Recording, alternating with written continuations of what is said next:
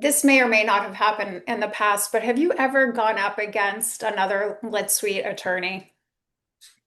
Yes. What Uh, happened?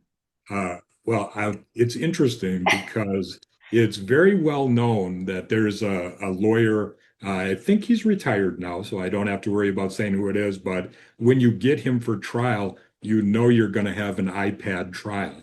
And so people would get very anxious about that because he is very good at presenting his case through the iPad.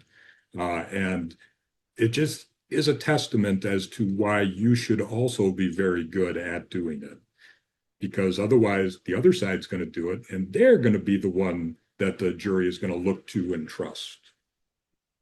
And have you ever been up against, maybe an insurance carrier or a larger corporation that had a huge dog and pony show? And how do you think the jury perceives this technology versus having a hot seater and all of that?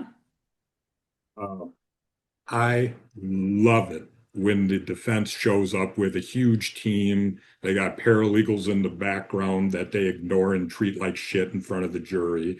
And then it's just little old me sitting at counsel table with my iPad and nothing else.